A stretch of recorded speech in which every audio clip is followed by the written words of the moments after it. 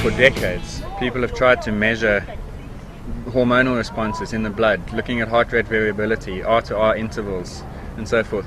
But not one of those things has emerged as the silver bullet to pick up that this athlete is adapting, Yes. as opposed to this athlete is on the way off the cliff for overtraining. And now I know that this is the case in Australia with rugby league and union. It's the case in England with their football sides. It's the case certainly in South Africa, and I know that the US Olympic Committee's got a similar thing, where they're just trying to monitor perceptions, training perceptions at night when you go to bed, the following morning when you wake up. And it seems to me that the psychological component precedes the physiological.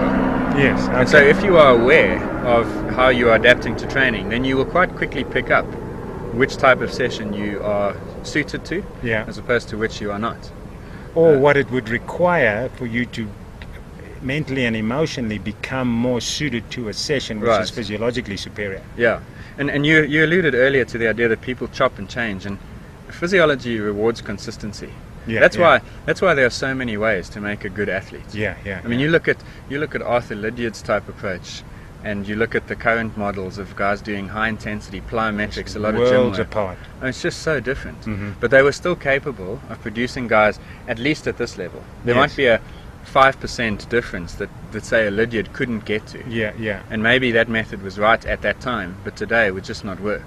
And that level was not known to them. I think John Walker is famous for saying, I was the first guy to break 350, and it was because the world record was 351. I think if the world record was 347, I would have gone 346. But then with that, it's 5 seconds over a mile, but that speed that would have been required might have necessitated a different training approach. Yes, of course. And that's exactly how it will be. I mean, there's no one can tell me that the Kenyans, the Ethiopians, and Salazar's guys train the same way. No. Yet they're all running between 26:40 and 27:10.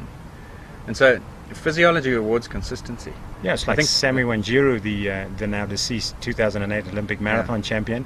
He trained both in the Japanese high volume, very structured way, as well as the Kenyan sort of more, shoot from the hip, fartlek type natural running. And he said both worked equally well. He just preferred the Kenyan one, and he probably preferred the Kenyan one because socially that was